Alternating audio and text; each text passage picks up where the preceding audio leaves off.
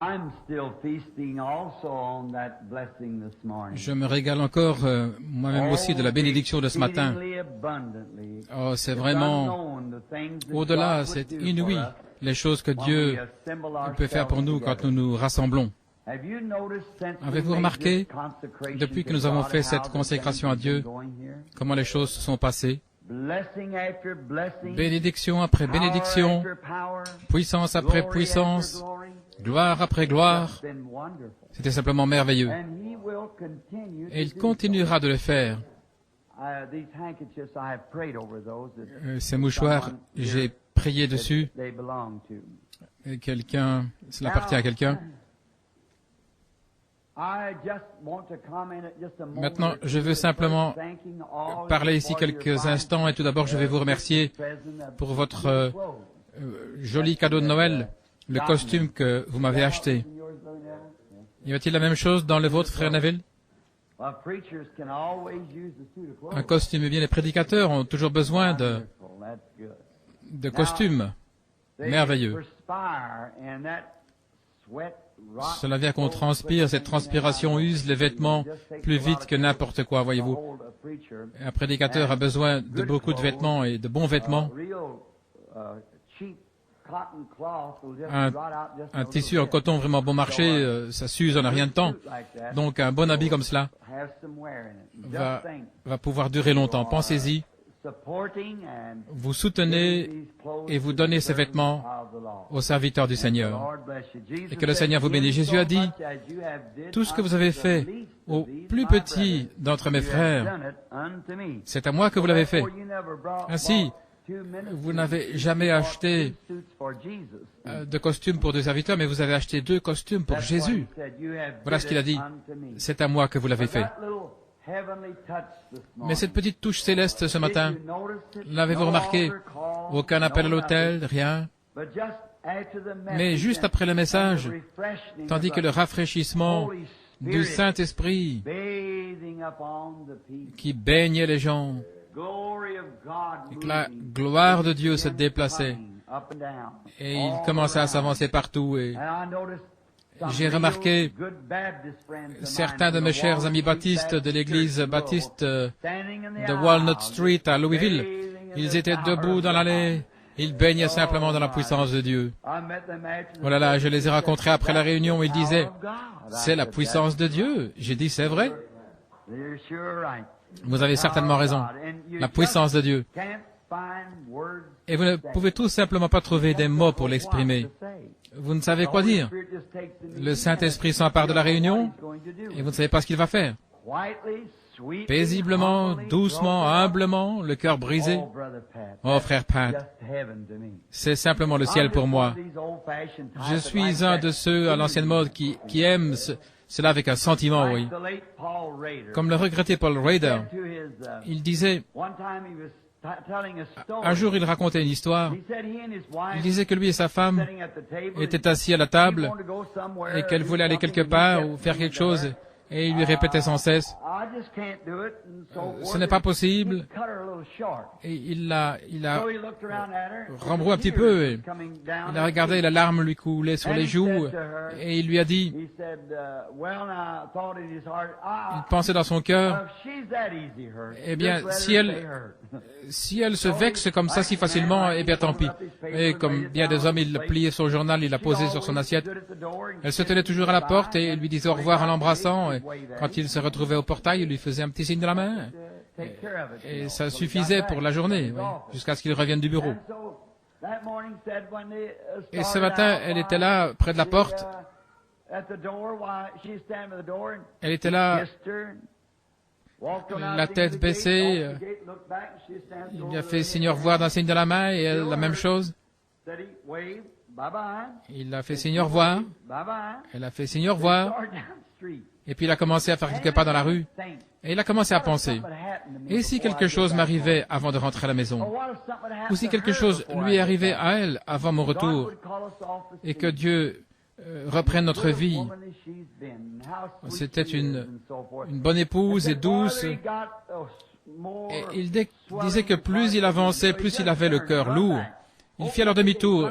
Il revint en courant. Il ouvrit la porte. Il se précipitait dans la maison. Il a ouvert la porte. Et quand il a ouvert la porte, il a entendu quelqu'un pleurer. Il n'a jamais dit « pardonne-moi » ou « excuse-moi ». Il n'a jamais rien dit. Il a simplement saisi sa femme et il l'a embrassée. Et puis il a fait demi-tour. Il est sorti. Et quand il est arrivé au portail, elle se tenait à nouveau près de la porte en lui disant « bye, au revoir ». Tout comme elle l'avait fait la première fois. Mais la dernière fois, il y avait un sentiment là-dedans. Ainsi, c'est justement ça. Quand il y a un sentiment là-dedans, voyez, c'est réellement quelque chose qui vient de Dieu.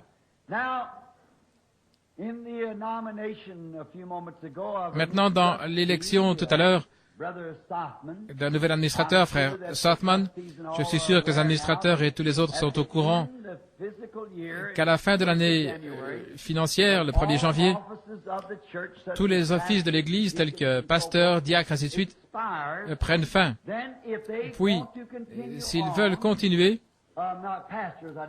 pas les pasteurs, je ne voulais pas dire cela, je voulais dire les administrateurs, les diacres et les enseignants de l'école du dimanche. Le pasteur, lui, il est élu par l'Église et il reste jusqu'à ce que.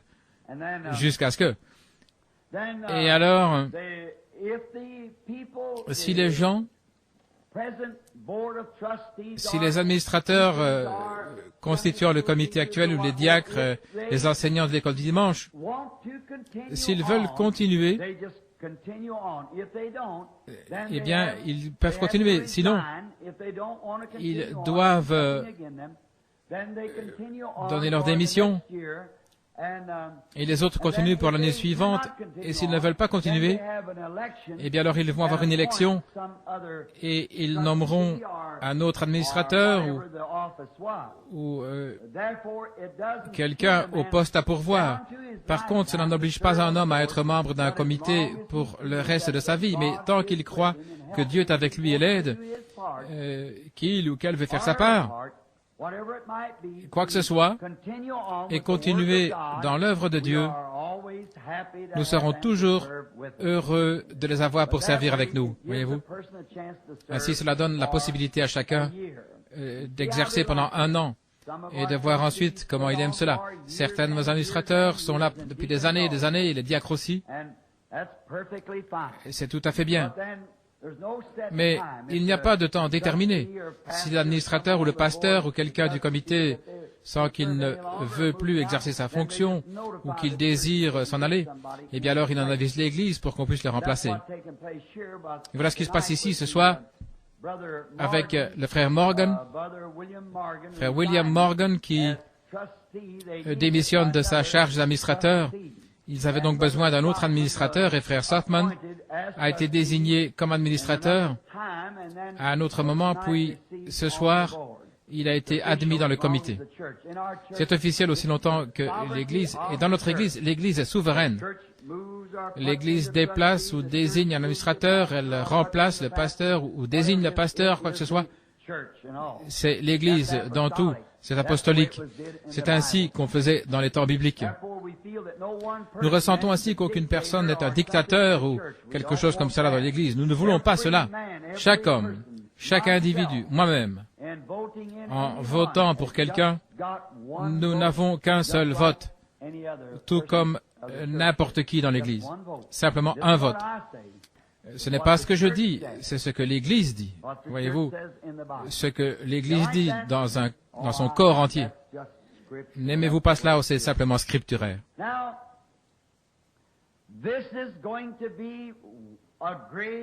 Maintenant, ceci va être une semaine importante pour moi. Dès demain, Dieu voulant, je dois prendre des décisions pour l'année qui vient. Au sujet de toutes les invitations, je veux me rendre au bureau et ramasser toutes mes invitations et les apporter chez moi. Donc, pendant ces prochains jours, j'irai en prière devant Dieu et je le prierai de me guider et de me montrer de quel côté aller et quoi faire.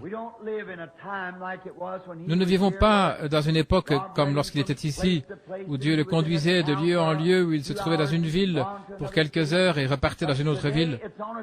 Mais aujourd'hui, c'est un autre système. Il y a des arrangements préalables avec des groupes de pasteurs et un tas de choses doivent être faites. Et la façon dont je procède, j'apporte toutes mes invitations d'Afrique et je les dépose, et toutes les invitations d'Inde, toutes celles de Californie, de Utah et toutes les autres invitations, et je les place par piles séparées. Et je les laisse là. Et puis je me mets à marcher, à prier, et je monterai peut-être dans ma voiture, et je m'absenterai un jour ou deux. À mon retour, je continuerai à prier, et puis il me viendra quelque chose à cœur d'aller quelque part. Et je verrai alors si c'est juste une impression.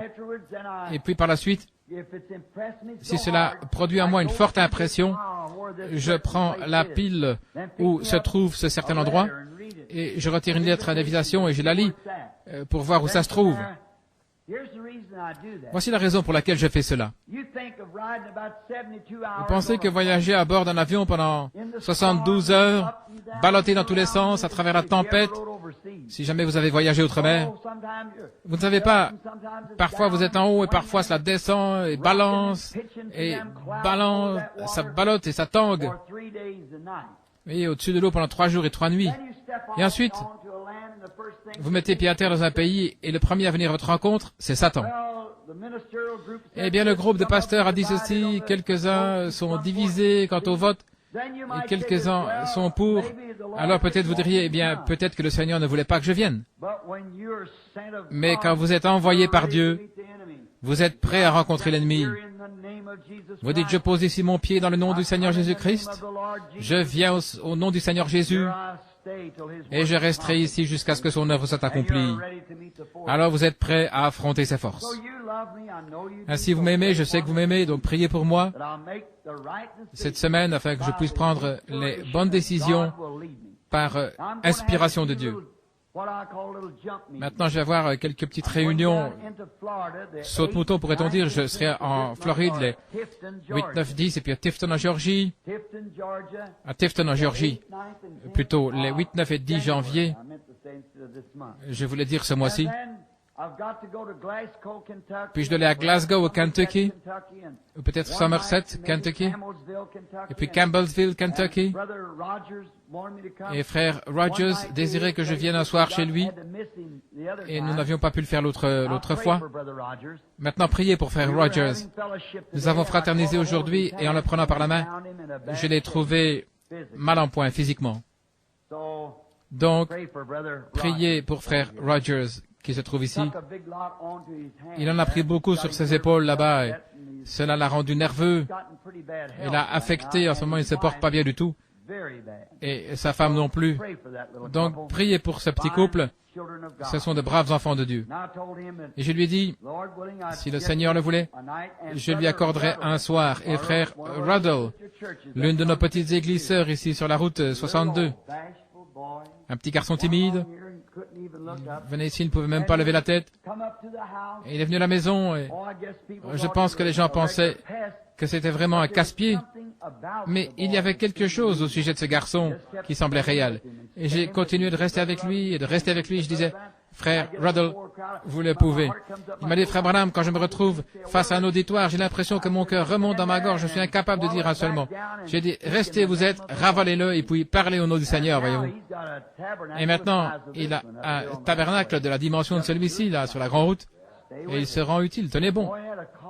Ce garçon avait un appel de Dieu. Je connaissais son père et sa mère. Ce sont des gens très bien. Puis nous devrions avoir Johnny un soir là-bas à New Albany. Vous savez, quelques petites réunions là, histoire d'avoir un soir ici, un soir là-bas. Ensuite, si tout se passe comme prévu, vers le 25 janvier, je partirai pour Miami pour le Congrès international des hommes d'affaires du plein évangile et de là vers Kingston, en Haïti, pour descendre ensuite en Amérique du Sud et remonter par le Mexique et de là Afrique et puis Scandinavie, et ainsi de suite. La majeure partie de l'année sera, je crois, consacrée aux réunions outre-mer. Donc, priez pour moi. Je dois prendre la bonne décision. Maintenant, c'est seulement si c'est la volonté du Seigneur. Sinon, je suis prêt à aller n'importe où, à n'importe quel endroit. Ça n'a pas d'importance où c'est. Je veux y aller. Tant que je pourrai rester dans cette poussière de la terre dans laquelle Dieu m'a placé, je veux prêcher ces richesses insondables jusqu'à ce que la mort me retire de ce corps. C'est ce que j'ai résolu, déterminé par la grâce de Dieu, s'il veut simplement me venir en aide. S'il retire sa main de moi, le diable me tuera. Donc, priez que Dieu garde sa main miséricordieuse sur moi. Je ne demande pas sa justice, je demande sa miséricorde. Sa justice, non, je ne pourrais pas la supporter. Je n'implore que sa miséricorde, parce que je sais que je ne suis pas digne, comme personne ne l'est. Et nous ferions mieux de ne pas demander sa justice, nous désirons sa miséricorde. Maintenant, ce soir, je suis un peu enroué, mais je ne veux pas laisser passer l'occasion de parler à ce beau groupe de chrétiens. Attendez juste avant de faire cette annonce, laissez-moi dire quelque chose. Tandis que vous êtes tous d'un même cœur, d'un même accord, et que tout se fait avec douceur, laissez-moi parler 2 minutes à mon Église, voyez-vous. Écoutez, mes chéris dans l'Évangile, les étoiles dans ma couronne, si je dois en avoir une, l'acquisition du sang de Jésus, c'est dans un but que je suis revenu comme ceci.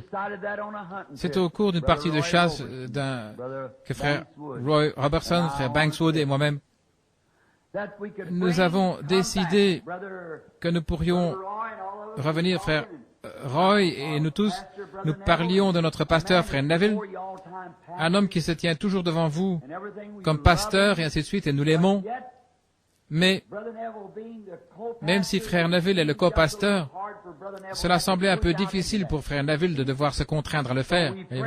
Ainsi nous avons prié, et il semble que c'était la volonté du Seigneur que je le fasse.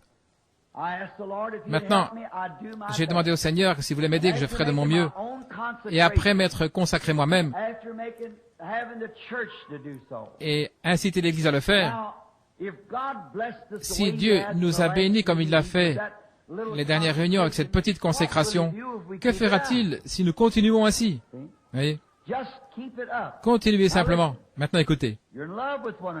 Vous vous aimez les uns les autres? Je voyais debout dans les allées ce matin, simplement en train de pleurer, les mains levées vers Dieu, tandis que ce merveilleux esprit se manifestait parmi vous. Maintenant, n'écoutez aucun vil propos du diable. Si le diable vous montre quelque chose ou vous dit quelque chose de mal au sujet d'un membre du corps de Christ, ne le croyez pas, car dès que vous le croyez, vous gâchez votre expérience. Et si vous voyez l'un des membres du corps de Christ faire quelque chose de mal, ne le dites à personne, mais allez vers ce membre et avec l'amour et voyez si vous ne pouvez pas le ramener à Christ. Et si vous ne pouvez pas, alors dites-le à une personne et qu'elle vous accompagne. Faites-le de la façon dont le disent les Écritures. Si quelqu'un dit sœur telle et telle, frère tel et tel, n'en croyez pas un seul mot. Laissez aller. Parce que souvenez-vous, c'est le diable qui essaye de vous détruire. Maintenant, attendez-vous à ce qu'il cherche à s'introduire, parce qu'il va le faire. Alors laissez le maître de la maison, la foi, se tenir juste là, et ne recevez pas une seule chose.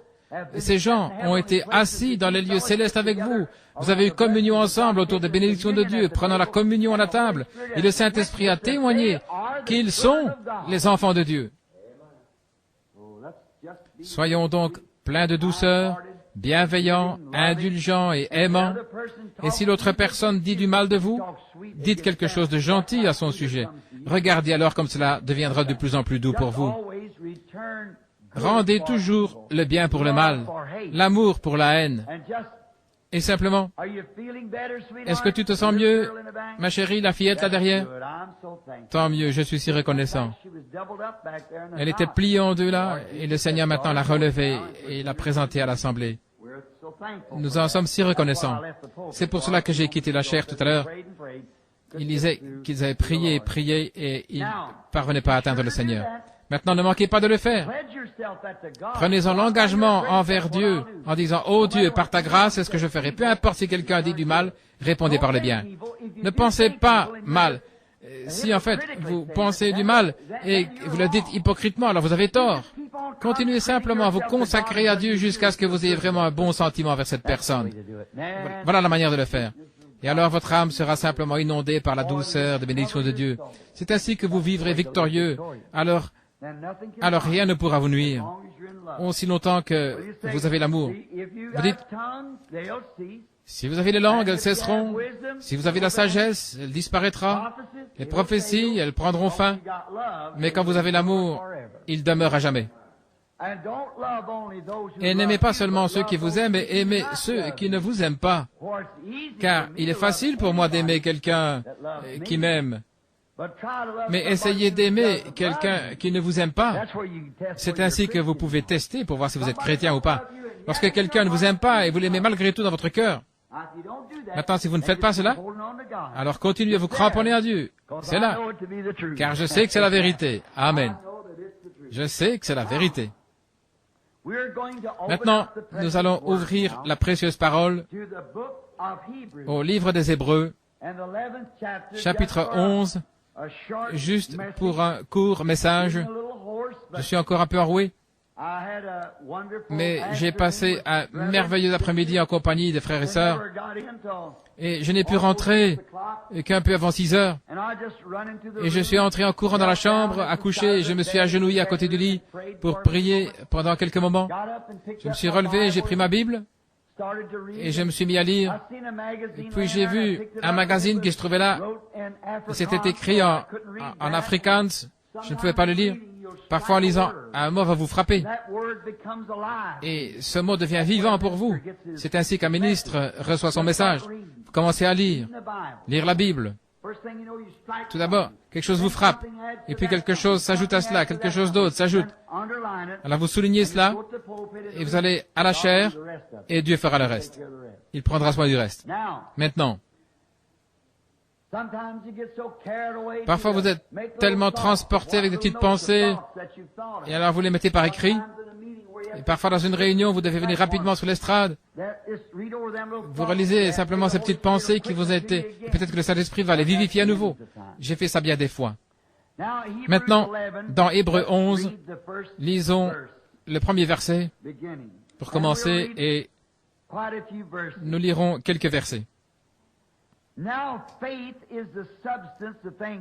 Maintenant, la foi est une ferme assurance des choses qu'on espère, une démonstration de celles qu'on ne voit pas. Pour l'avoir possédé, les anciens ont obtenu un témoignage favorable. C'est par la foi que nous comprenons que le monde a été formé par la parole de Dieu, en sorte que ce qu'on voit n'a pas été fait de choses visibles. Est-ce que ce n'est pas riche? Laissez-moi relire ce verset 3. Écoutez attentivement. C'est par la foi que nous comprenons que le monde a été formé par la parole de Dieu, en sorte que ce qu'on voit n'a pas été fait de choses visibles, la parole de Dieu. C'est par la foi qu'Abel offrit à Dieu un sacrifice plus excellent que celui de Caïn. C'est par elle qu'il fut déclaré juste, Dieu témoignant de son don, et c'est par elle qu'il parle encore, quoique mort. C'est par la foi qu'Enoch fut enlevé pour qu'il ne voie point la mort, et on ne le trouva plus parce que Dieu l'avait enlevé. Car avant son enlèvement, il avait le témoignage d'avoir plu à Dieu. Pendant 500 ans. Mais sans la foi, il est impossible de lui plaire.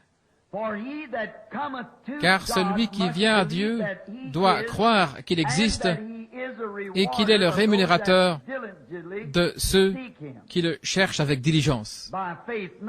C'est par la foi que Noé est divinement averti des choses qu'on ne voyait pas encore, et saisi d'une crainte respectueuse, construisit une arche pour sauver sa maison. C'est par elle qu'il a condamné le monde et devint héritier de la justice qui est par la foi. Maintenant, prions juste un moment, courbons la tête.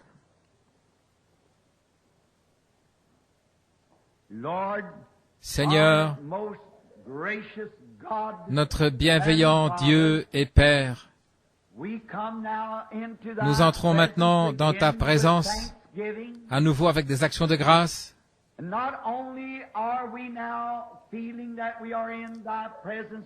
Et non seulement sentons-nous maintenant que nous sommes dans ta présence parce que nous avons incliné la tête pour prier, mais nous croyons que nous sommes constamment dans ta présence. Parce que les yeux de l'Éternel parcourent la terre. Et tu connais toutes choses. Et tu connais les pensées du cœur. C'est pourquoi, Seigneur, la raison pour laquelle nous inclinons la tête, c'est pour t'adresser cette requête, que tu pardonnes toutes nos offenses et transgressions contre toi, et que ta miséricorde, encore une fois, s'étende sur nous, au point que tu ouvres nos lèvres pour parler et nos oreilles pour entendre, et que ta parole devienne réelle pour nous ce soir. Que ces quelques versets que nous avons choisi de lire puissent être d'un grand secours pour chaque membre de ton corps mystique sur la terre, ton Église spirituelle, l'Église des premiers-nés, cette Église qui a été acquise par le sang de Jésus, qui a été lavée et sanctifiée et qui sera présentée à Dieu ce jour-là, sans tache ni ride. Combien nous te remercions que nous puissions avoir la foi pour croire que nous sommes participants de la bonté de Dieu par la justice et la miséricorde de notre Seigneur Jésus. Nous te prions maintenant de guérir toutes les maladies. Nous te remercions d'avoir touché cette petite fille. Il y a quelques moments, elle était couchée là dans la pièce, se tordant de douleur, et de la voir sortir avec cette petite foi d'enfant et t'accepter ainsi que ta miséricorde. Et nous t'en remercions et te prions de te souvenir de ce bien-aimé sœur Baker là-bas au Kentucky et de ceux dont frère Neville a parlé. Et ô Dieu, de ce camp innombrable de malades partout. Et spécialement, Seigneur, ceux qui ne sont pas sauvés et qui ne te connaissent pas, s'ils mourraient dans leurs péchés, ils ne pourraient pas venir là où tu es. Nous te prions de nous accorder le témoignage et la puissance, la hardiesse pour parler la parole et la sagesse pour savoir quand le faire. Et ensuite, parle-nous, Seigneur, quand nous aurons assez parlé, que nous puissions partir et laisser les gens dans l'étonnement, l'émerveillement du glorieux Saint-Esprit de son œuvre. Accorde-le, Seigneur. Exauce-nous maintenant, nous te prions dans le nom de Jésus, nous le demandons. Amen.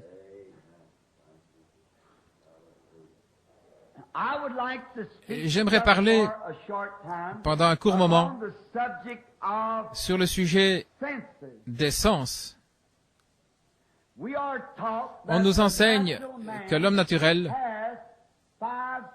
possède 5 sens, et ces 5 sens contrôlent.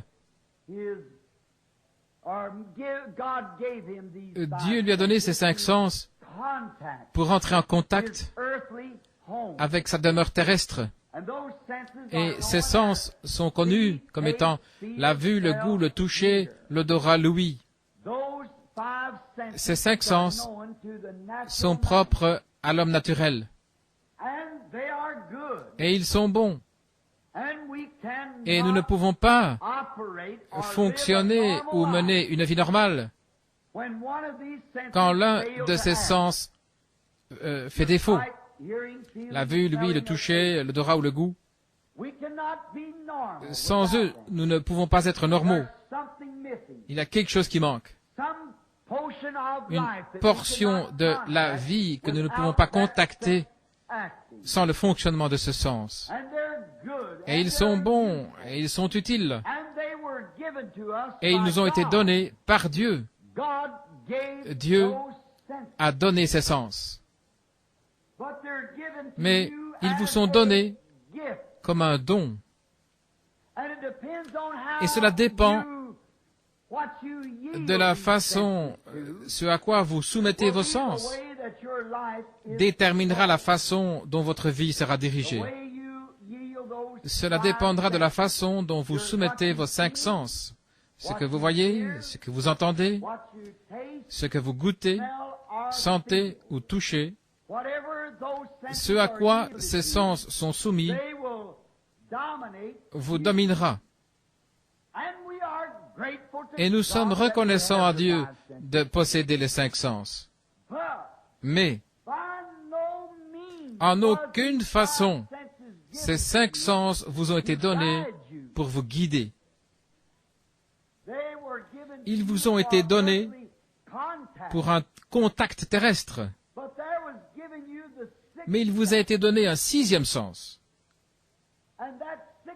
Et ce 6e sens appartient seulement aux chrétiens.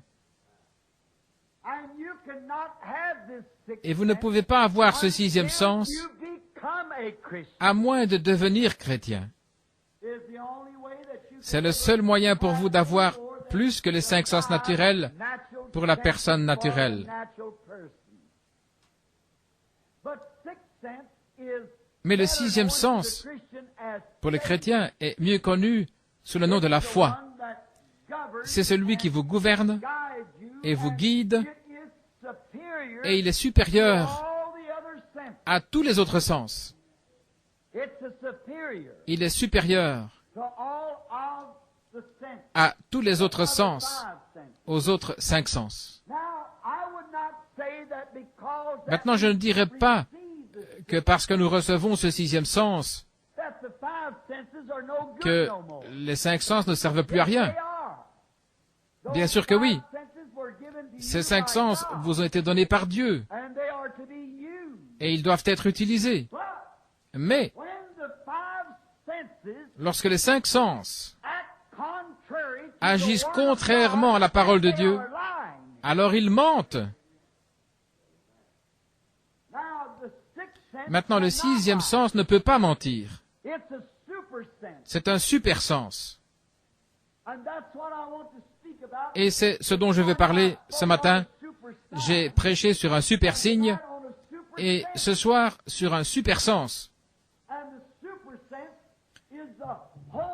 Et le super sens est le Saint-Esprit, la foi de Dieu qui habite en vous. Et si vous laissez les 5 sens se soumettre au 6e sens, il va vous guider et il placera les 5 autres sens complètement sous la direction de ce super sens. Car il est tellement au-dessus du sens naturel que l'homme spirituel est au-dessus du naturel. Il est tout aussi élevé que les cieux au-dessus de l'homme naturel et de ses 5 sens. Il vous fera croire des choses que vous ne pouvez pas voir. Il vous fait agir où vous ne pensiez pas que les 5 sens y auraient jamais songé. Le diable peut entrer dans ces 5 sens et vous mentir. Mais il ne peut pas toucher à ce super sens. C'est bien au-delà de sa portée. Cela vient de Dieu. Cela s'appelle la foi. La foi est cette chose formidable. Et les 5 sens ne contrôlent pas le 6e sens, mais le 6e sens contrôle les 5 sens. Le super sens contrôle les sens naturels. Et les 5 sens sont la vue, le goût, le toucher, l'odorat et l'ouïe. Et le super sens est quelque chose qui vous fera croire la parole de Dieu, car c'est tout ce dont il parlera. Et il vous fera croire à des choses que vous ne pouvez pas voir, goûter, toucher, sentir ou entendre. Parce qu'il prendra la parole de Dieu et il vous transmettra cette parole et vous fera marcher contrairement à tout ce qui n'est pas la parole de Dieu. Par la foi. C'est ce que fait la foi. Maintenant, en donnant cette illustration au sujet des sens. L'homme naturel est né avec ses sens, donc ce sont des sens donnés par la nature.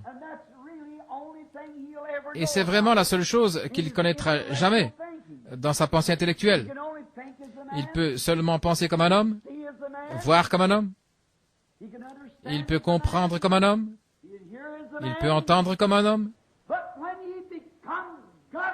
Mais lorsqu'il est gouverné, ou lorsqu'il est régénéré, ce que nous appellerions né de nouveau,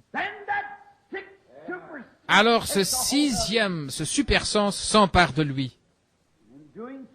Et en faisant cela, ce super sens l'élève à un endroit où il a la foi pour croire les choses qu'il ne pouvait pas entendre, voir, comprendre, qu'il ne pouvait pas comprendre. Il le croit de toute manière parce qu'il est gouverné par ce sixième sens, ce super sens. Oh, comme c'est merveilleux de savoir cela et de penser combien c'est simple d'y croire. Simple de le croire. Maintenant, vous ne pouvez pas le croire à moins d'être régénéré. La Bible dit que personne ne peut appeler Jésus le Christ si ce n'est par le Saint-Esprit. Nous avons vu cela la semaine passée. Et cela a été une telle pierre d'achoppement, spécialement pour les croyants pentecôtistes. Lorsqu'ils m'entendent dire cela, Jésus a dit dans Saint Jean 5, 24, « Celui qui entend ma parole et croit à celui qui m'a envoyé a la vie éternelle. » La vie éternelle vient de Dieu seul. Et personne ne peut dire que Jésus est le Christ si ce n'est par le Saint-Esprit. Vous acceptez seulement ce que quelqu'un d'autre a dit, ce que vous avez appris intellectuellement, ce que vous avez appris par les cinq sens naturels. Mais, lorsque le sixième sens entre, le Saint-Esprit, il enlève tous les raisonnements de ces cinq sens et il vous élève dans ce sixième sens pour vous faire croire des choses que vous ne pouvez pas voir, goûter, toucher, sentir ou entendre. Cela vous fait quelque chose. Alors vous pouvez dire que Jésus-Christ, que Jésus est le Christ parce que vous avez le témoignage, non pas ce que l'enseignement intellectuel vous enseigne, mais ce que vous avez expérimenté. Alors qu'est-ce qu'il est censé faire le sixième sens, frère Branham? Que vient faire le sixième sens? Le sixième sens vient pour cette raison. Le sixième sens est la foi, le super sens. Maintenant, si le sixième sens vient seulement pour cette raison, c'est pour faire que les cinq sens en vous nient tout ce qui est contraire à la parole de Dieu. C'est la raison d'être du sixième sens. Les Écritures parlent de renverser les raisonnements.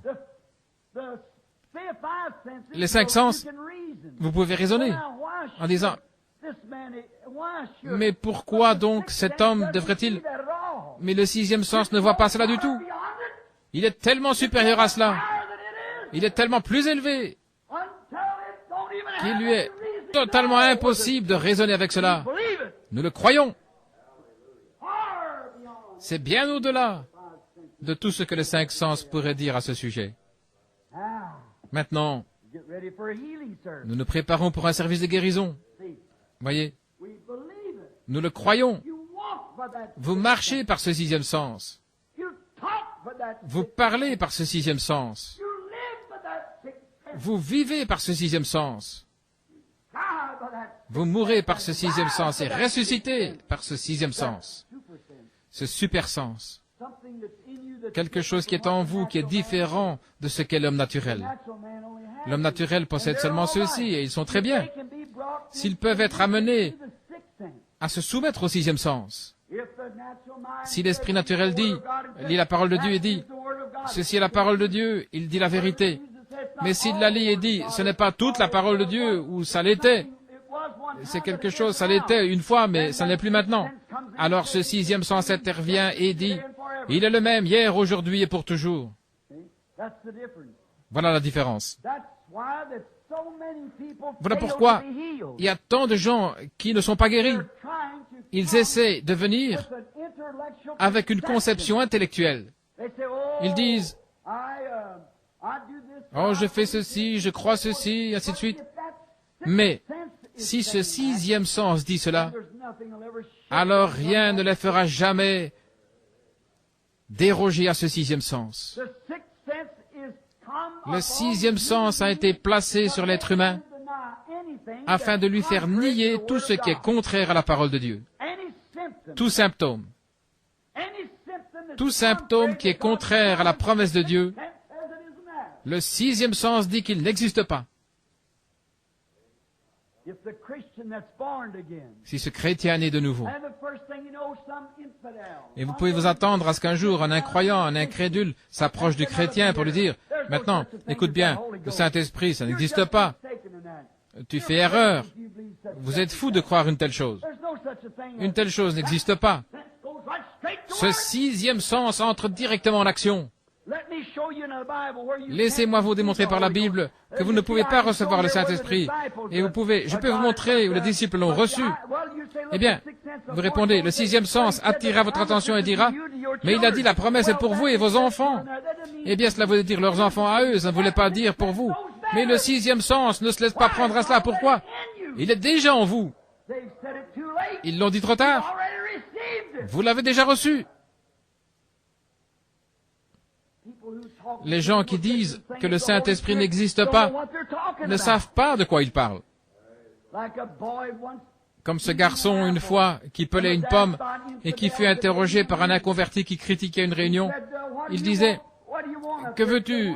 Que viens-tu faire ici? Je veux vous poser une question. » dit-il tout en mangeant et en savourant sa pomme. C'était quelqu'un de tout simple, qui avait l'air un peu délinquant avec ses cheveux et qui lui descendait sur la figure, et une dent de devant qui était avancée, il était vêtu d'un vieux blouson sale. Il a dit, je veux juste vous poser une question. L'infidèle venait de dire, Dieu n'existe pas. Tout ça, ce sont des émotions. C'est de la baliverne. Voilà tout ce qu'il y a. Et le garçon dit, je vais vous poser une question, monsieur. Cette pomme, est-elle sucrée ou sûre? Eh bien, comment pourrais-je le savoir, dit-il. Eh bien, c'est juste ce que je pensais. Et puis il s'en est allé tout simplement. Comment le savez-vous alors que vous n'avez pas goûté le Seigneur? Comment savez-vous alors que vous n'avez jamais reçu le Saint-Esprit s'il est réel ou s'il ne l'est pas? Comment savez-vous où se trouve la foi et la puissance? Comment savez-vous qu'il n'y a pas de joie ineffable et glorieuse si vous n'y avez jamais goûté pour voir? Le sixième sens vous conduit à cela. Le sixième sens vous le déclare. Il n'y a pas la moindre puissance intellectuelle qui puisse vous l'apporter. Les puissances intellectuelles raisonneront et diront, eh bien c'est de la psychologie, c'est quelque chose comme ceci, c'est de l'émotion. Mais lorsque le sixième sens vient de l'intérieur, il nie toutes ces choses et amène une personne directement dans le sein de Dieu. Car il faut que celui qui s'approche de Dieu croit qu'il existe et qu'il est le rémunérateur de ceux qui le cherchent avec diligence. Par la foi, Abraham par la foi, Isaac par la foi, Jacob, tous par la foi. C'est le sixième sens qui accomplit cela. Le sixième sens nie tous les symptômes, tout ce qui est contraire à la parole de Dieu, tout sentiment, toute émotion. Quelqu'un dira, eh bien, on a prié pour moi, mais je ne me sens tout simplement pas mieux. Le sixième sens ne garderait jamais le silence là-dessus. Le sixième sens dira, c'est un mensonge. Je me sens mieux, je suis en voie de rétablissement. Dieu l'a dit, et ça règle la question. Amen. Dieu l'a dit. Le sixième sens se nourrit seulement de la parole de Dieu, ce super sens. Il est super, il est au-dessus des autres sens. C'est un sens plus grand. C'est une foi, c'est une puissance qui remue et pousse à l'action. Amen. C'est quelque chose qui vous fait accomplir des choses que vous n'auriez jamais pensé accomplir. C'est le sixième sens, le super sens. On a prié pour vous. Disons que vous avez une main infirme et que l'on a prié pour vous. Vous vous avancez, vous croyez que Dieu va vous guérir. Le pasteur prie pour vous et puis vous retournez à votre place. Le vieil homme naturel dira, tu ne sens pas la moindre différence dans ta main. Tu ne vas pas mieux qu'avant. Mais le sixième sens s'approche et dit, c'est un mensonge. On a prié pour toi, cela règle la question. Amen. C'est comme cette femme qui une fois est venue à une réunion. Elle avait assisté à une réunion. Elles étaient plutôt deux. Elles avaient traversé l'estrade. Elles avaient vu le discernement. Ces femmes étaient plutôt maigres. Elles étaient toutes deux des vraies chrétiennes. L'une d'elles s'avança et l'esprit vint et dit, « Vous souffrez d'un trouble de l'estomac. » Et son visage s'illumina et elle dit, « C'est vrai. » Et le Saint-Esprit dit à travers moi, « C'est un ulcère. Et cela provient d'un état de tension nerveuse. Vous avez été examiné par un certain médecin et il a dit qu'on devait vous opérer et faire l'ablation. » Elle a dit, chacune de ces paroles est la vérité.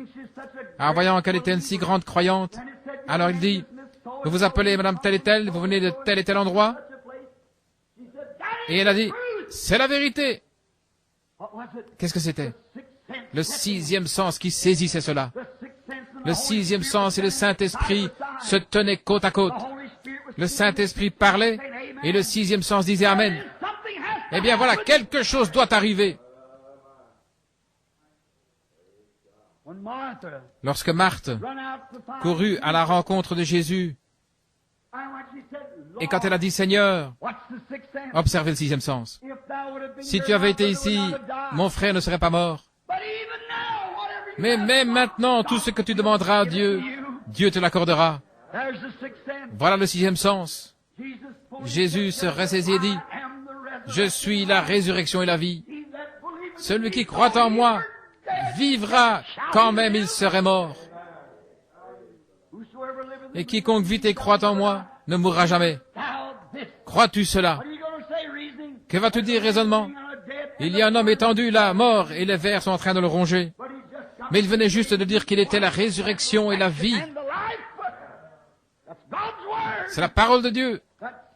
Ce sixième sens, au-delà des soins du médecin, au-delà des pensées de la recherche scientifique, il défie tous les raisonnements et les renverse. Pourquoi? Il rend témoignage à la parole de Dieu. Je suis, non pas je serai où j'étais, je suis maintenant, je suis la résurrection et la vie. Celui qui croit en moi vivra, quand même il serait mort. Et quiconque vit et croit en moi ne mourra jamais. Crois-tu cela? Oui, Seigneur. Le sixième sens. Je crois que tu es le Fils de Dieu qui devait venir dans le monde. Ton frère ressuscitera. Oh là là. Ils se rendirent au sépulcre. Et là, les deux réunis, quelque chose devait arriver. C'était un super sens avec Dieu qui se trouvait présent. Quelque chose devait avoir lieu. Le sens, le super sens était Dieu. Il y avait quelque chose qui le disait à Marthe. Elle l'avait vu, elle le connaissait.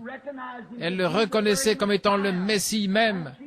Et elle savait que si seulement elle pouvait joindre Jésus, si seulement elle pouvait arriver jusqu'à lui et lui présenter le cas et entendre une seule promesse de sa bouche, c'est tout ce qu'elle désirait. Quand il a dit « Je suis la résurrection de la vie », celui qui croit en moi, quand même il serait mort, c'est tout ce que Marthe voulait entendre. C'est tout ce qu'elle voulait, parce que le sixième sens, le super sens, sa foi, l'a poussé à le confesser, à le croire. Cette femme, lorsqu'elle quitta l'estrade, c'était « Ainsi dit le Seigneur, rentre chez toi et mange, Jésus-Christ te guérit. » Elle rentra chez elle, et ce soir-là, une de ses amies qui habitait dans le voisinage était la troisième ou quatrième derrière elle, et elle avait une grosse tumeur au cou. Et voici qu'elle s'avance, tressaillant de joie pour sa voisine qui allait être guérie de cet ulcère qui lui avait causé tant de soucis. Ceci est un cas parmi des centaines, des milliers. Et cette énorme grosseur dépassait de son cou.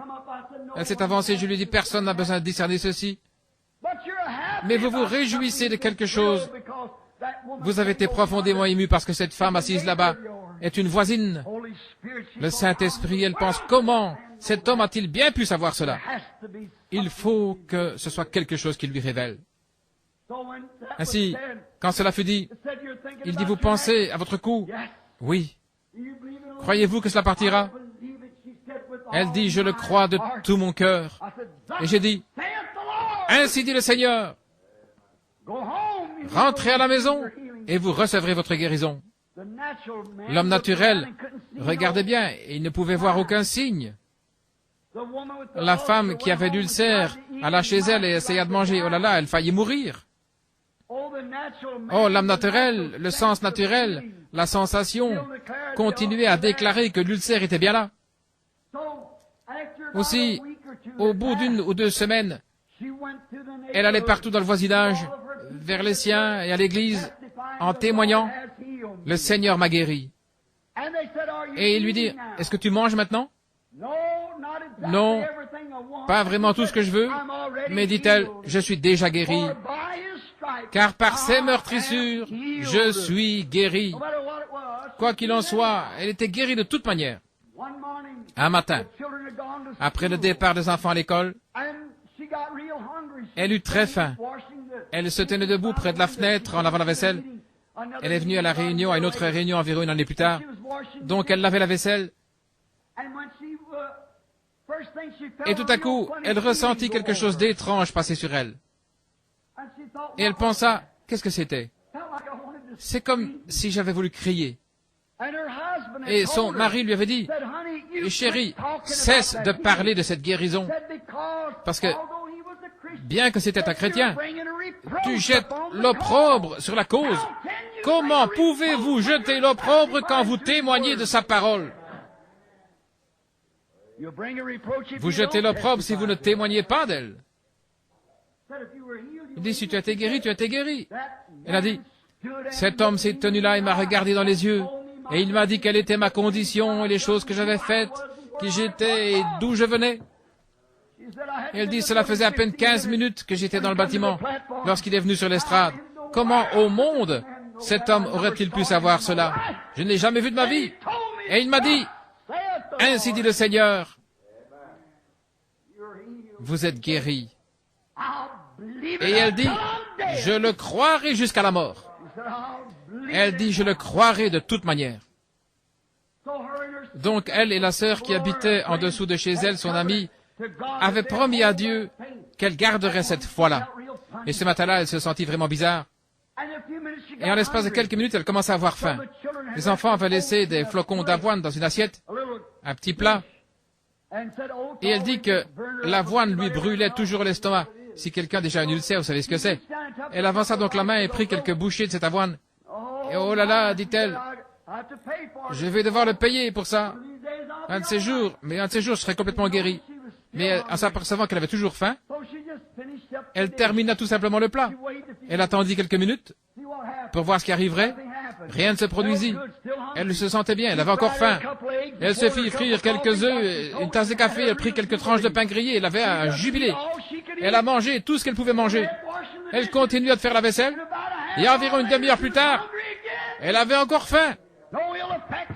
Aucun effet nuisible. Elle mit son petit bonnet et descendit la rue pour aller chez sa voisine. Et une fois arrivée là, elle pensait qu'il y avait peut-être eu un décès dans la famille. Il hurlait, il poussait des cris tout en marchant d'un coin à l'autre. Cette femme avait dormi tard. Et elle s'était levée. Elle avait cherché la tumeur qui était sur son cou. Et elle avait disparu pendant la nuit.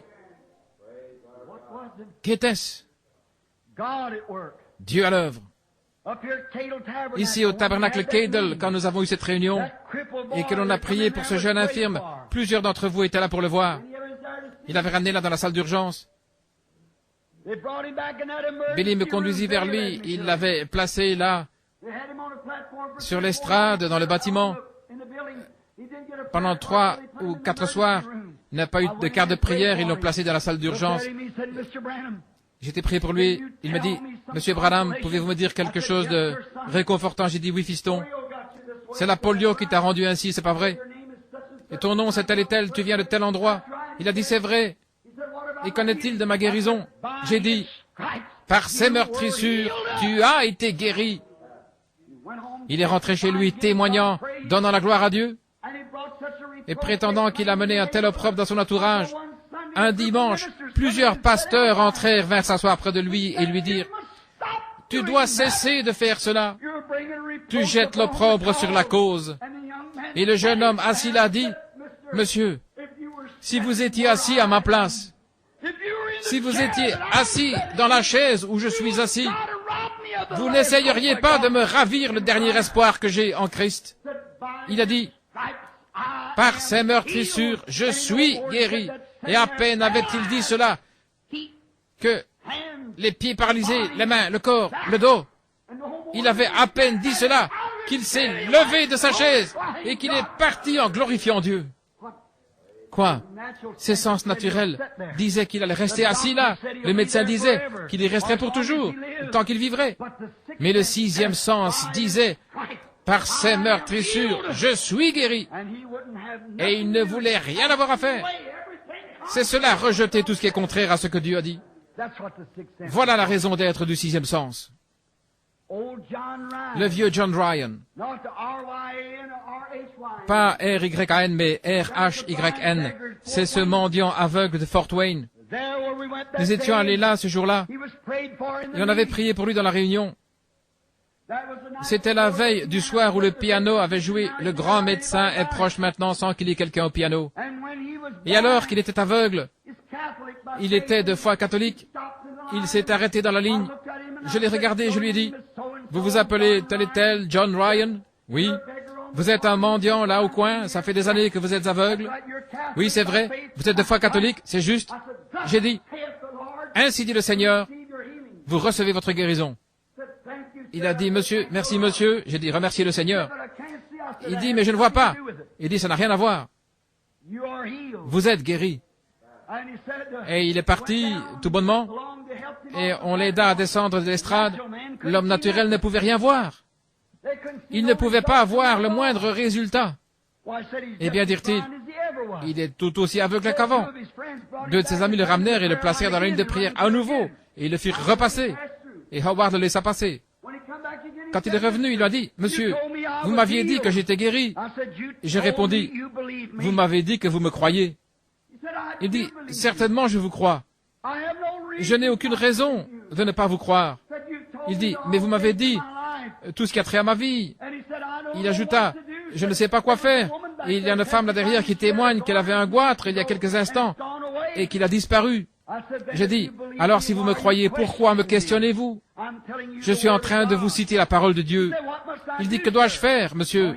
Sachant qu'il était catholique et qu'il devait avoir quelque chose de physique sur quoi s'appuyer, je dis, « Continuez simplement à témoigner par ses meurtrissures, je suis guéri, et donnez-lui la gloire. » Le vieil homme, pendant les 2 ou 3 semaines qui suivirent, se tenait au coin de la rue. Il vendait des journaux en criant à tue-tête, « Édition spéciale, louez le Seigneur, je suis guéri, édition spéciale, je suis guéri. » Quand il est revenu à la réunion le soir suivant, je pouvais à peine prêcher à cause de lui. Il se levait, il criait, « Tout le monde, taisez-vous! Louez le Seigneur pour m'avoir guéri, louez le Seigneur pour m'avoir guéri. » En tant que catholique, il ne savait pas comment s'emparer de la foi, mais il savait que s'il continuait à le dire, qu'il continuait, finalement, ce 6e sens se mettrait à l'œuvre. C'est juste. Gloire à Dieu pour m'avoir guéri.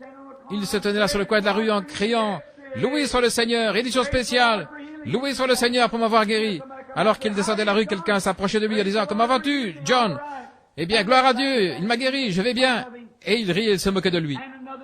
Et un autre petit vendeur de journaux le conduisit chez le coiffeur pour un rasage, environ 2 ou 3 semaines après la réunion.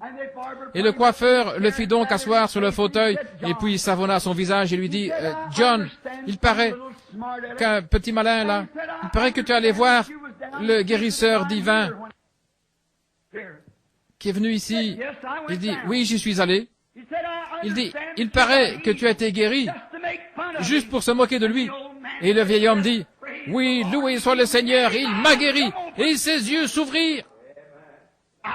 D'un bond, il sauta du fauteuil du coiffeur, la serviette autour du cou, et avec le coiffeur à ses trousses, tenant son rasoir à la main, il dévala la rue. Pourquoi? La parole de Dieu s'était mise à l'œuvre. La petite Georgie Carter qui était couchée là-bas et que vous connaissez tous, certains ici la connaissent de près. Elle était alitée depuis 9 ans et 8 mois. On ne pouvait rien faire si ce n'était changer d'à l'aise à cause du travail de ses reins et ses intestins. Elle pesait seulement une vingtaine de kilos. À Milltown, Indiana, et sa famille appartenait. Lorsque je suis allé là, à l'église baptiste, à Milltown, pour avoir une réunion pour prier pour les malades, et cette église a dit, si un membre de cette congrégation se rend auprès de ce fanatique, nous l'excommunierons. Et son père était un diacre. Mais elle avait eu entre les mains ma petite brochure intitulée « Jésus le même hier, aujourd'hui, éternellement ». Frère Hall me conduisit chez elle un après-midi. Sa mère sortit de la maison en courant, ne voulant rien avoir à faire avec cela. J'entrai, je priais pour elle, et elle dit, « Eh bien, qu'en est-il de cette John Nail ?» Elle était au courant de la vision. Je dis, c'était une vision, sœur, je peux seulement prier, ayez la foi. Cette pauvre petite avait reçu un enseignement contraire à cela. Quelques jours plus tard, j'étais dans leurs environs en train de baptiser. Elle était là en train de pleurer. Elle avait promis qu'elle viendrait se faire rebaptiser dans le nom de Jésus-Christ, si seulement Dieu voulait bien la guérir. Elle était là. Ses pauvres petites jambes avaient à peu près la grosseur d'un manche à balai. On pouvait même pas la mettre sur son bassin hygiénique. Sa mère, qui n'était pourtant qu'une jeune femme, était assise là, tête paralysée, toute grisonnante, à force de regarder sa fille, couchée là, mourir à petit feu. C'était la tuberculose qui se propageait en elle. Elle pesait peut-être à peu près 18 kilos. Je pense que c'était cela. D'après les estimations, on ne pouvait pas la soulever assez haut pour la mettre sur le bassin. On devait donc faire passer sous elle une alaise. Pendant 9 ans et 8 mois, elle avait été couchée, incapable même de soulever sa tête pour voir un arbre qui était près de la fenêtre. Un jour, je me tenais là derrière au sommet de la colline chez George Wright, et le Saint-Esprit me dit, lève-toi, je regardais. Et il y avait une lumière qui émanait d'un cornouiller qui dit, va chez Wright, ou plutôt, va chez les Carter. Quand je suis arrivé, le Seigneur Jésus, par un signe, avait montré à sa mère que j'arrivais. Je m'approchai de la jeune fille qui était étendue là sur le lit, si faible qu'elle ne pouvait même pas tenir le crachoir.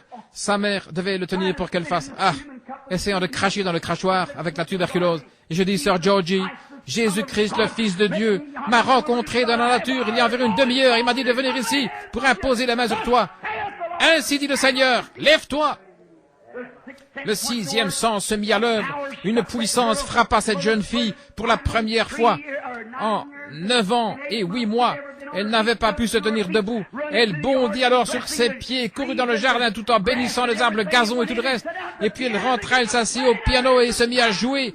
Il y a une fontaine remplie de sang sortie des veines d'Emmanuel. Oh là là. Les raisonnements auraient renversé, ça lui était impossible. Je ne sais pas maintenant. Je ne saurai jamais.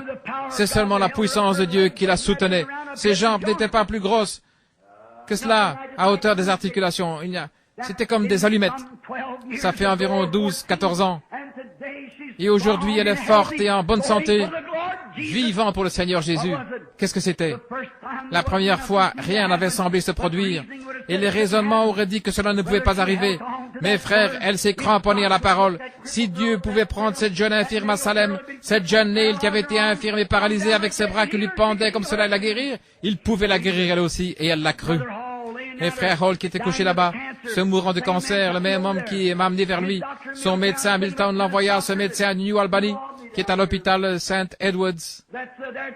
Et j'oublie, il s'est occupé de mes enfants. Un brave homme, un bon médecin. Il l'a examiné, il a dit, un cancer. Il dit au docteur Brown de Milltown, il se meurt. Le docteur Brown dit, c'est bien ce que je pensais.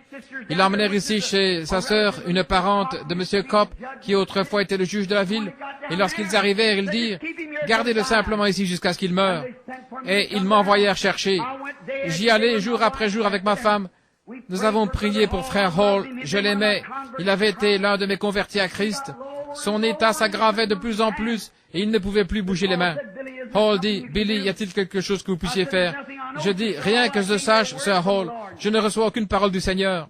Je dis, j'aimerais que mon médecin l'examine. Qui est votre médecin? J'ai dit, docteur Sam Adair. J'ai téléphoné à Sam. Il a dit, Billy, tout ce que je peux faire, c'est l'envoyer à Louisville pour des radios et ainsi de suite, et je te donnerai le rapport. Il l'a envoyé chercher en ambulance, et il revint, Sam m'a téléphoné, il m'a dit, Billy, il a le cancer du foie. Nous ne pouvons pas lui enlever le foie, il en mourrait. Il a dit, c'est un prédicateur, il ne devrait pas y avoir de problème. Tu ferais aussi bien de lui dire qu'il va mourir. Je dis, il est prêt à partir.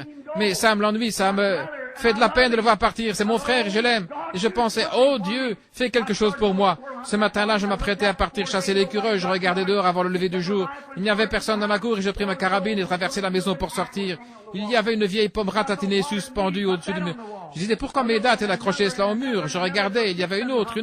Il y avait jusqu'à 6 étaient suspendus. J'ai ôté mon chapeau et je suis tombé à terre sur mes genoux. Je levai les yeux. Alors une très grosse et très belle pomme descendit et dévora toutes ces autres pommes. J'observais juste au-dessus d'elle, il y avait cette même lumière que celle qu'on voit sur la photo là-bas. Elle se tenait là en tournoyant. Et elle dit, lève-toi, va dire à Monsieur Hall, ainsi dit le Seigneur, il ne mourra pas, mais il vivra. Je suis allé le lui dire, il n'allait pas mieux, mais il crut et il s'accrocha à cela. Il n'y avait aucun changement, semble-t-il. Un jour passa, pas de changement. Le deuxième jour passa, pas de changement. Mais vers le troisième jour, cela commença à changer. Le voici vivant aujourd'hui, après bien des années. J'ai remarqué Weaver ici, si je ne me trompe pas, lorsque sa fille est venue après la guérison de Margie Morgan. Je suis allé là, et il n'y avait rien que cette femme pouvait faire. Elle allait mourir dans les heures qui suivaient. Il devait lui faire une injection d'eux, c'est tout. Elle avait subi une opération des organes. Le cancer avait atteint sa colonne vertébrale. Il s'était propagé et il n'avait rien à faire pour cette femme.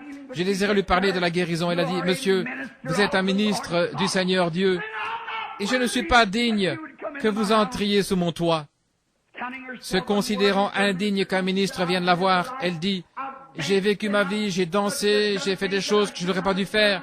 J'ai parlé grossièrement et tout ce qui s'ensuit. Elle me confessa ses péchés et elle dit, je n'en suis pas digne. Je vis qu'elle était sur la bonne piste. Il lui fallait recevoir Christ ici, dedans, avant que ce sixième sens, ce super sens, ne puisse se mettre à l'œuvre. Nous nous sommes agenouillés, je lui ai cité le passage disant, si vos péchés sont comme le cramoisi, elle donna sa vie au Seigneur Jésus. Et à ce moment-là, elle dit, oh, je me sens toute différente. Quelque chose m'est arrivé. Quelque chose m'est arrivé. Je veux tous vous serrer la main. Alors j'ai vu une vision derrière la maison, là, et j'ai dit, Madame Weaver, ainsi dit le Seigneur Dieu, vous vous rendrez encore là dans cette poussinière et vous vivrez. Elle ne pouvait se fier à ses sensations. Le cancer l'avait dévorée. Elle ne pouvait s'appuyer sur ce que disait le médecin. Elle mourait. Cela fait, je pense, 14 ou 15 ans de cela. Madame Weaver, il y a 14 ans, elle vint au tabernacle en chancelant alors qu'elle était malade.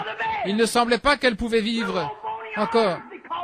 Ses petits bras décharnus parce qu'elle avait promis à Dieu qu'elle viendrait pour être baptisée dans le nom du Seigneur Jésus.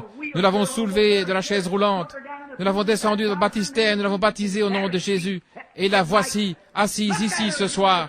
Regardez-la, si vous voulez voir un spécimen de bonne santé. Pourquoi? Renversons les raisonnements et les recherches scientifiques et tout le reste. Parce que le sixième sens se mit à l'œuvre. Voilà. Regardez. Laissez-moi simplement répéter ceci une minute. Jésus passa une fois près d'un arbre. Et c'était un figuier. Et il regarda le figuier. Maintenant, s'il vous plaît, ne manquez pas ceci. Il regarda le figuier. Et celui-ci ne portait aucune figue. Et il dit, il a maudit l'arbre en disant que personne ne mange de toi. Les disciples jetèrent un coup d'œil. L'arbre ressemblait à ce qu'il avait toujours été. Une heure après, il avait toujours le même aspect. Dieu n'a jamais ouvert la terre pour l'engloutir. Dieu n'a jamais envoyé du ciel un éclair pour le carboniser. Il aurait pu le faire. Certainement qu'il aurait pu.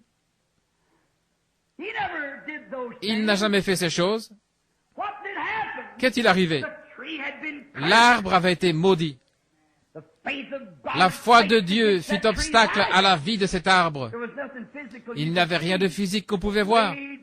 Mais tout au fond, sous la terre, là dans les racines de l'arbre, la mort faisait son œuvre. Il avait été maudit. Le sixième sens était venu contre lui. Il devait mourir. Il commença à mourir à partir des racines. C'est la même chose qui se produit avec le cancer. C'est la même chose qui se produit avec une tumeur. C'est la même chose qui se produit avec n'importe quelle maladie. Lorsque ce sixième sens de puissance du Seigneur Dieu s'élève contre cela, il dit, Satan sort de là. Peut-être vous ne verrez aucun changement physique se produire sur le champ, mais cette foi tient bon malgré tout. Cela a été maudit. Ce sixième sens, ce super sens ne lâchera pas prise. Il ne prêtera pas attention à ce que vous ressentez, à ce que vous avez l'air, à ce que vous faites. Il n'aura rien à faire avec cela. La parole de Dieu a été appliquée. Le sixième sens s'en empare, c'est tout. Il se met à l'œuvre. Le cancer commence à dépérir, il meurt. En partant des racines, il disparaît. Certainement. Par ce même puissant sixième sens, des royaumes se sont écroulés. Il a fait tomber les murs les uns sur les autres. Par ce sixième sens, la mer Rouge s'est retirée et une terre sèche fraya un chemin pour les enfants de Dieu pour s'échapper. Par ce même sixième sens, Samson défia 1 millier de Philistins armés d'armures et de lances. Il n'avait aucun moyen de se défendre si ce n'est avec la mâchoire d'une mule. Ce sixième sens se mit à l'œuvre et il terrassa 1 millier de Philistins. Alléluia. Par ce sixième sens, des morts furent ressuscités. Par ce sixième sens, de puissants miracles furent accomplis. Ce super sens, appelé le sixième sens, est la force la plus puissante qui ait jamais atteint la terre. Ça n'a rien à voir avec ceci. Avec ceci ici. Si c'est d'accord, vous allez de l'avant, mais peu importe ce que ceci fait, croyez cela. Voilà où se trouve la puissance. Si vous croyez dans votre cœur, votre cinquième sens, celui de la pensée, se trouve dans votre cerveau. Mais votre sixième sens se trouve dans votre cœur. Vous croyez avec votre cœur. Vous confessez de la bouche. Vous croyez de votre cœur. Oui, monsieur. Ce sixième sens, cette force puissante, écoutez. À cause de ce sixième sens, un prophète fut jeté dans une fosse aux lions. Et à cause de ce sixième sens, les lions n'ont pas pu manger Daniel. Ils ne pouvaient pas s'approcher de lui à cause de ce sixième sens, ce super sens. Par ce même sixième sens, 3 enfants hébreux furent jetés dans une fournaise ardente et ils ont défié les flammes de la fournaise. Ce sixième sens. Tous les raisonnements prouvaient qu'ils seraient brûlés vifs avant d'y arriver. Mais ce sixième sens les garda là 2 ou 3 heures. Et lorsqu'ils ouvrirent la fournaise, ils en virent un qui se tenait au milieu d'eux semblable au Fils de Dieu. C'est le sixième sens. Les flammes ne le brûlaient pas. Oui, monsieur. C'était ce même sixième sens une fois lorsque l'apôtre Pierre était couché en prison et qu'on allait le décapiter le lendemain. Et là-bas, chez Jean-Marc, ils avaient une réunion de prière. Ce sixième sens commença à s'accumuler autour de cette prison où il avait été entouré de prières.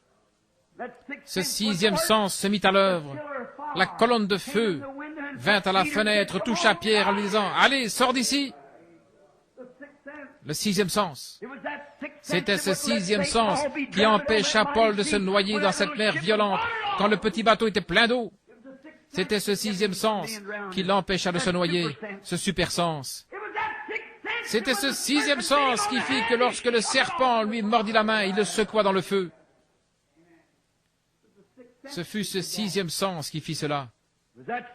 C'était ce sixième sens qui ressuscita Jésus-Christ d'entre les morts, après qu'il était en terre, parce qu'il croyait la parole de Dieu.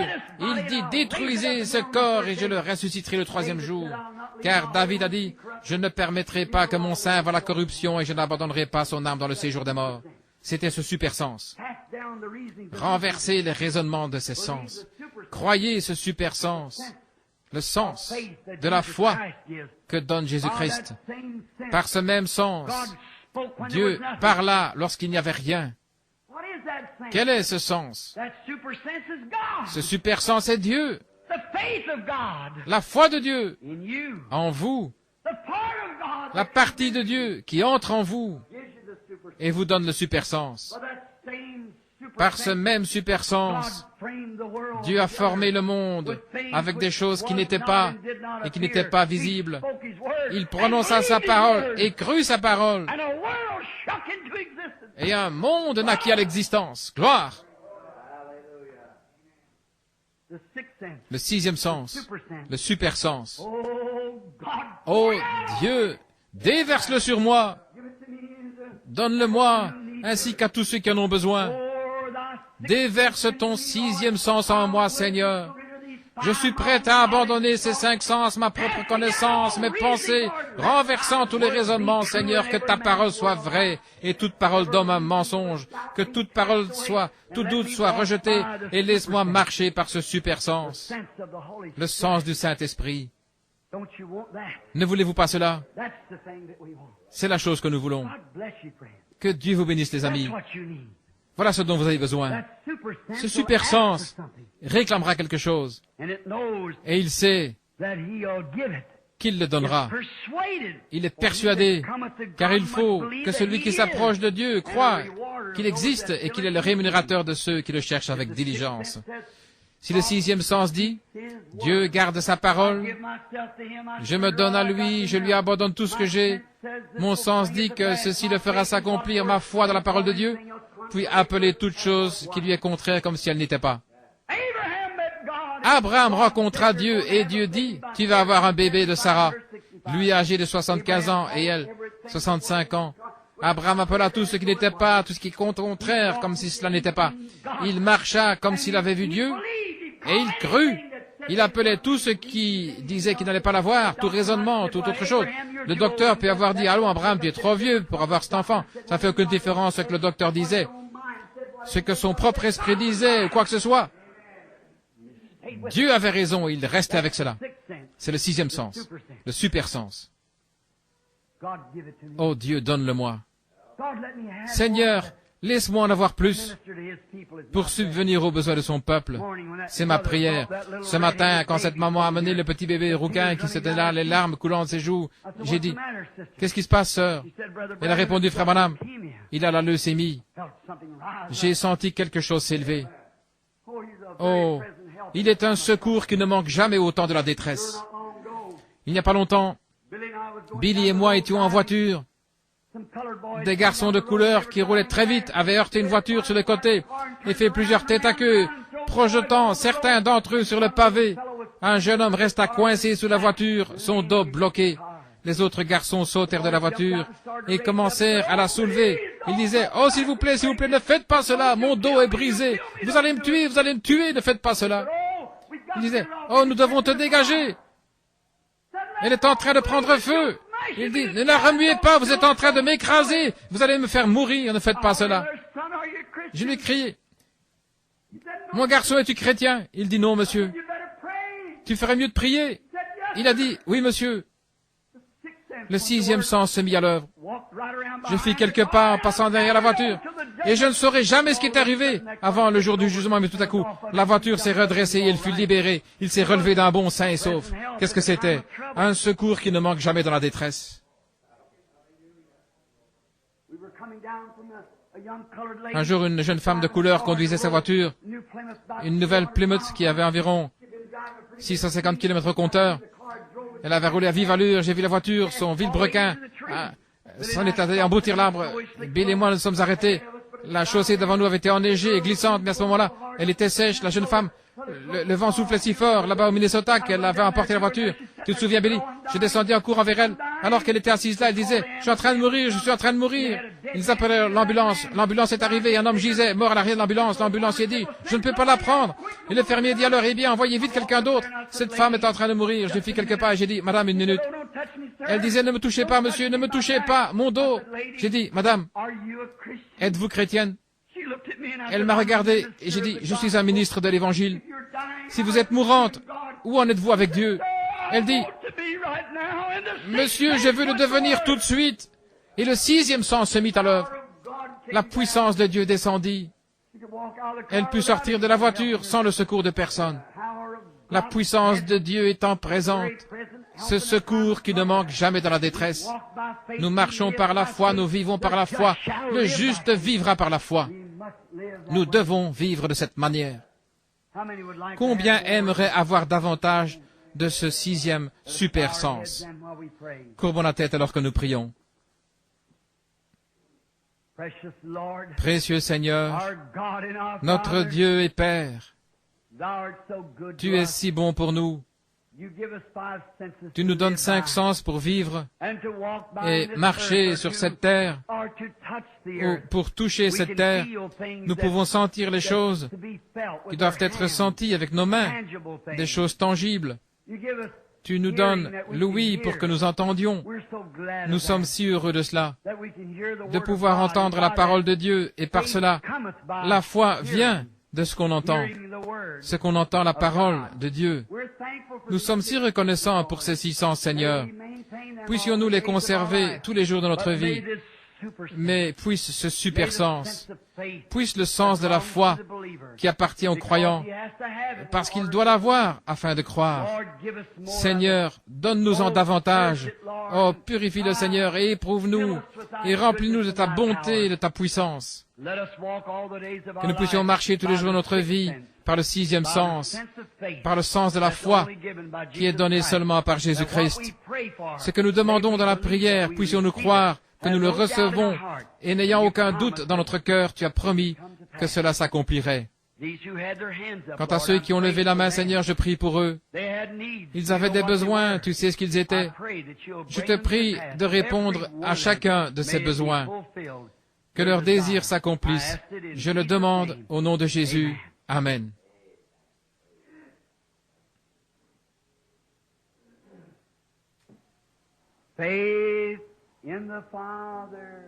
Foi dans le Père, foi dans le Fils, foi dans le Saint-Esprit, ces 3 sont un. Les démons trembleront et les pécheurs se réveilleront. La foi en Yahvé ébranlera toutes choses. L'avez-vous jamais entendu auparavant? Maintenant, sans musique, juste un moment. La foi dans le Père, la foi dans le Fils, la foi dans le Saint-Esprit, ces 3 sont un. Les démons trembleront et les pécheurs se réveilleront. La foi en Yahvé ébranlera toutes choses. C'est juste. Oh là là. Précieuse foi, précieuse, glorieuse foi. Ô Dieu, donne-moi la foi, par la foi Abraham, par la foi Isaac, par la foi Abel, offrit à Dieu un sacrifice plus excellent que celui de Caïn. Quoique mort, il témoigne encore. Oh, combien nous avons besoin de la foi. Je l'aime. Je désire plus de foi. Mon désir dans cette vie et la nouvelle année qui vient, c'est plus de foi en Dieu. Oh Dieu, enlève tout doute de mon esprit.